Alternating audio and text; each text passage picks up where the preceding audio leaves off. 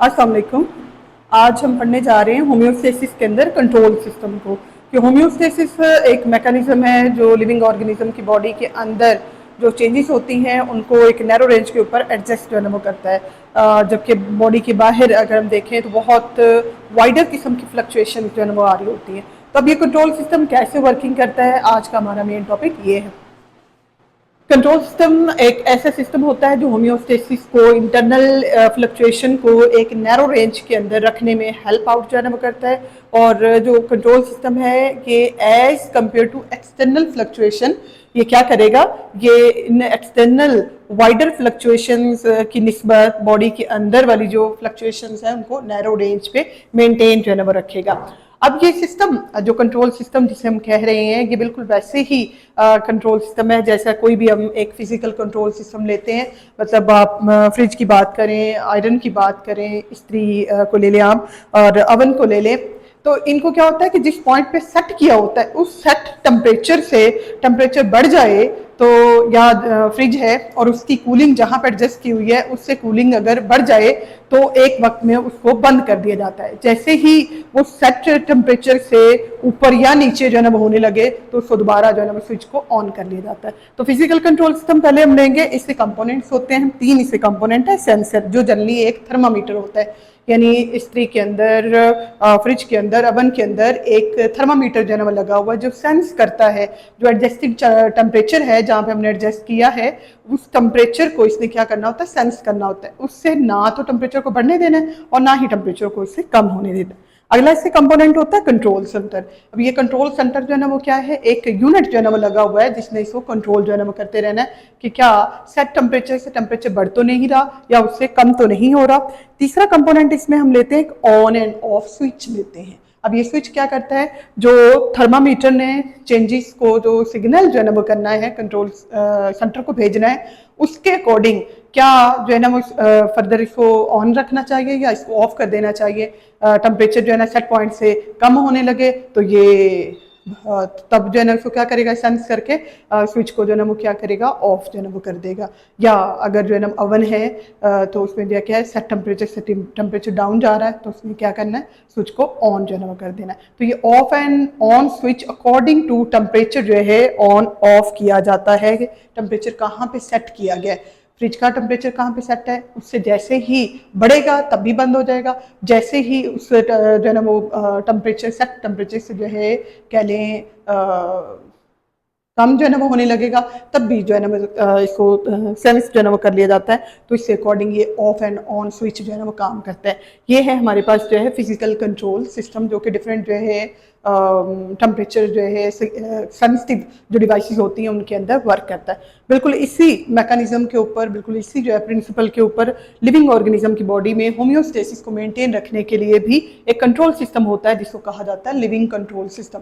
Living control system physical control system की तरह तीन कंपोनेंट ही रखता है, लेकिन यहाँ पे सेंसर जो है वो जनरली हमने लिया है कि एक थर्मामीटर होता है, लेकिन यहाँ पे क्या होंगे, रिसेप्टर्स होंगे। लाइक अगर थर्मो रेगुलेशन की हम बात कर रहे हैं कि बॉडी के टेम्परेचर की मेंटेनेंस की बात करें तो उसमें क्या होगा, थर्मामीटर नहीं लगा हुआ बल्कि रिसेप्टर लगे हुए हैं। स्किन के अंदर जो है ये रिसेप्टर मौजूद होते हैं। ये एक्सटर्नल टेम्परेचर को जो है क्या करते हैं, सो सिग्नल जो है ना वो करते हैं, उसको डिटेक्ट जो है वो करते हैं और डिटेक्शन करने के बाद ये भेजते हैं पैगाम कंट्रोल सेंटर को। कंट्रोल सेंटर जो है ना वो क्या है, ये ह्यूमन बीइंग का ब्रेन होता है, स्पाइनल कॉर्ड होता है।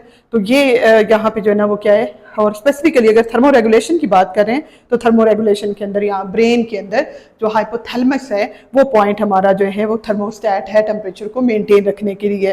तो रिसेप्टर जो है वो चेंज को डिटेक्ट करते हैं, कंट्रोल सेंटर को यानी ब्रेन को पैगाम जो है ना वो देते हैं। अब ब्रेन क्या करता है, ये इफेक्टर को मैसेज जो है ना वो देता है। इफेक्टर या हमारे ग्लैंड्स होंगे और लाइक अगर गर्मी का एहसास हो रहा है यानी जो बॉडी का टेम्परेचर है उससे टेम्परेचर बढ़ गया है तो क्या करेगा हमारे रिसेप्टर, उसको वार्म जो रिसेप्टर हैं उन्होंने थर्मो रिसेप्टर ने टेम्परेचर को फील करना है। फील करने के बाद ब्रेन को पैगाम जो है ना बजाना है और ब्रेन ने क्या करना है, हमारी बॉडी के अंदर लगे हुए हैं स्वेट ग्लैंड, पसीने वाले गदूद, उनको एक्टिवेट कर देना है जिसने फौरी तौर पर जो है ना क्या बनाना है, पसीना।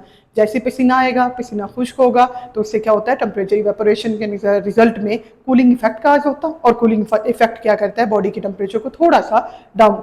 जैसे ही ये सेट टेम्परेचर के करीब आता है तो क्या होगा, जो इफेक्टर्स हैं वो स्वेट ग्लैंड्स हैं उनको जो है वो क्या है डीएक्टिवेट जो है वो कर देना है। ऐसे ही हमारे अगर हम देखें कि सर्दी के मौसम में या एसी हमने फुल पे जो है ना वो चलाया हुआ है, तो हमारी स्किन के जो रिसेप्टर हैं, थर्मो रिसेप्टर, उन्होंने टेम्परेचर को सेंस करना है कि टेम्परेचर जो है बहुत कम हो गया, हमने 16 पे लगा दिया है, 15 पे जो है ना वो लगा दिया है, तो कंट्रोल सेंटर के पास पैगाम कौन सा वाला जा रहा है, टेम्परेचर कम हो रहा है।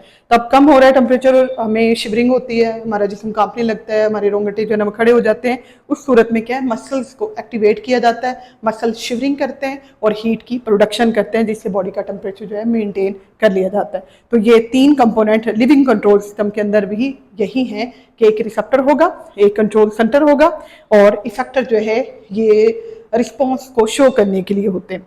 इसमें एग्जांपल हम लेंगे थर्मो रेगुलेशन की, इसके अलावा हम इसमें ऑस्मो रेगुलेशन की एग्जांपल लेंगे कि बॉडी के अंदर वाटर और सॉल्ट की जो कंसंट्रेशन है उसको मेंटेन भी ऐसे किया जाता है। ब्लड क्लॉटिंग की एग्जांपल इसमें हम लेंगे, ब्लड क्लॉटिंग जो है ये भी एक कंट्रोल सिस्टम के अंदर जो है वर्किंग जो है वो करता है, लेबर पेन वगैरह इसकी एग्जांपल लेंगे। अच्छा, ये जितना भी होम्योस्टेसिस है, ये होम्योस्टेसिस जो है इसको क्या करता है कि नैरो रेंज के अंदर जो है फ्लक्चुएशन को रखता है, लेकिन फिक्स नहीं करता कहीं पे भी ना। टेम्परेचर जो है ना फिक्स होता है, एक नैरो रेंज में रहता है, यानी अगर हम 36 और 38 डिग्री सी के दरमियान की बात कर लें तो यहाँ पे जो है वो इसको इस नैरो रेंज में रखना है, फिक्स कभी भी टेम्परेचर जो है वो नहीं। अगर हम 37 की बात करते हैं MCQ से वाले से 37 डिग्री सी है, तो इसका मतलब ये 36 और 38 डिग्री सी का क्या है, ये इसी एवरेज जो नंबर है। अच्छा, होम्योस्टेसिस को मेंटेन रखने के लिए एक मैकेनिज्म जो है होता है जिसको हम कहते हैं फीडबैक मैकेनिज्म। फीडबैक मैकेनिज्म क्या है, it is detection of the change and signalling of for the effector response, यानी डिटेक्ट किया जाएगा चेंज को और सिग्नल भेजा जाएगा किसको, इफेक्टर्स को, ताकि वो रिस्पॉन्स को जो है ना वो शो करें। और ये कंट्रोल सिस्टम जो है जब वर्किंग करता है, डिटेक्शन करता है, सिग्नलिंग करता है, रिस्पॉन्स को शो करता है, इन तीनों कंपोनेंट्स की मदद से, तो इसको कहा जाता है फीडबैक मैकेनिज्म। फीडबैक मैकेनिज्म 2 तरीकों से काम करता है। समटाइम ये होता है कि जो चेंज या जो सिग्नल जो है डिटेक्ट हुआ है उसी सिग्नल की तरह उसी की तरह इस पे जो है रिस्पॉन्स को जब शो किया जाए या उसको बढ़ा दिया जाए, तो ऐसा मैकेनिज्म कहलाता है पॉजिटिव फीडबैक मैकेनिज्म। इसमें क्या करना है, इन्हांस करना है रिस्पॉन्स को, कि कोई भी जो स्टिमुलस रिसीव हुआ है, कोई भी चेंज जो रिसीव हुआ है उसको अगर इन्हांस किया जाए, बढ़ा दिया जाए, तो ये पॉजिटिव फीडबैक मैकेनिज्म होता है। लेकिन अगर कभी ऐसा हो कि जो स्टिमुलस रिसीव हुआ है उसके रिस्पॉन्स को रिवर्स कर दिया जाए या उसके उलट काम हो, तो इसको बोलते हैं नेगेटिव फीडबैक मैकेनिज्म। अच्छा, नेगेटिव फीडबैक मैकेनिज्म में एग्जांपल हम लेंगे थर्मो रेगुलेशन की, ब्लड प्रेशर की, ब्लड शुगर जो है लेवल की। तो ब्लड प्रेशर जो है इसको कंट्रोल करने के लिए, ब्लड के अंदर शुगर के लेवल को कंट्रोल करने के लिए और बॉडी का टेम्परेचर जो है इसको कंट्रोल करने के लिए जो फीडबैक मैकेनिज्म वर्क करता है, ये नेगेटिव फीडबैक मैकेनिज्म होता है। इसने करना क्या है, इसका एक्शन किस तरह से होता है, ये मेंटेन करता है होम्योस्टेसिस को, यानी मेंटेनिंग ऑफ होम्योस्टेसिस इसका मेन जो है ना वो एक्शन है। होम्योस्टेसिस को एडजस्ट जो है ना वो करना है, एक नैरो रेंज के अंदर जो है ना वो रखना है, फिक्स नहीं रखना है। देन इसने क्या करना है, प्रिवेंट करना है एक्सट्रीम फ्लक्चुएशन को, यानी बहुत बड़ी, चूंकि मेन काम आ गया जो है नैरो रेंज के अंदर फ्लक्चुएशन को रखना, तो एक्सट्रीम जो फ्लक्चुएशन है, जो वाइडर रेंज की जो है ना वो चेंजेस हैं, उनसे बचाना है। तो ये तो हमारे पास नेगेटिव फीडबैक मैकेनिज्म। जबकि पॉजिटिव फीडबैक मैकेनिज्म बिल्कुल इसके उलट है। उसमें क्या हो रहा है कि जो स्टिमुलस, जो चेंज डिटेक्ट हो रहा है, उसी के रिस्पॉन्स को इन्हांस किया जाएगा, उसको बढ़ाया जाएगा। एग्जांपल लेंगे हम ब्लड क्लॉटिंग की।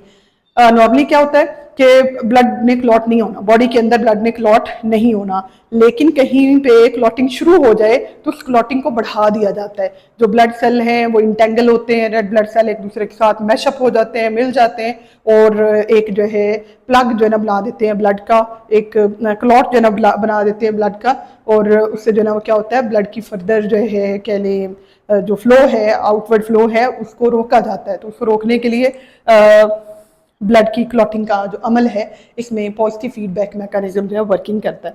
ऐसे ही चाइल्ड बर्थ के दौरान नॉर्मली बॉडी के अंदर जो पेन है कहीं पे डिटेक्ट होती है, तो उस पेन को रिड्यूस करने के लिए बॉडी जो है ना वर्किंग करती है। लेकिन चाइल्ड बर्थ के दौरान, लेबर पेन के जो दौरान क्या होता है, जब ऑक्सीटोसिन का जो लेवल है उसको जब डिटेक्ट किया जाता है, तो उस इफेक्ट को, उस लेबर पेन को फर्दर बढ़ाया जाता है, ताकि जो है यूट्रस के जो मसल्स हैं उनमें कॉन्ट्रैक्शन हो और जो बर्थ का प्रोसेस है उसको कंप्लीट किया जा सके। ऐसे ही नर्व इम्पल्स जो है, इसकी वर्किंग भी पॉजिटिव फीडबैक जो है मैकेनिज्म है, इसी के अंडर जो है वो आती है। इसका एक्शन रैपिड एक्शन होता है, फौरी तौर पर जो है ये शो होने लग जाता है। और इसने क्या करना है, इसका मेन एक्शन जो है ना वो क्या है, कंप्लीशन है, मुकम्मल करना है इसने किसी भी प्रोसेस को। लाइक अगर ब्लड की क्लॉटिंग शुरू हुई है तो उसको मुकम्मल किसने करना है, पॉजिटिव फीडबैक मैकेनिज्म। ऐसे ही अगर चाइल्ड बर्थ में लेबर पेन स्टार्ट हुई है तो बर्थ का प्रोसेस कंप्लीट करवाने के लिए इसने एक्शन शो करना है। या नर्व इम्पल्स अगर इनिशिएट हुई है तो ब्रेन तक जो पैगाम पहुंचाना है वो पहुंचाने का काम मुकम्मल किसने करना है, पॉजिटिव फीडबैक मैकेनिज्म ने करना है। तो ये था जी आज का हमारा जो है वो टॉपिक।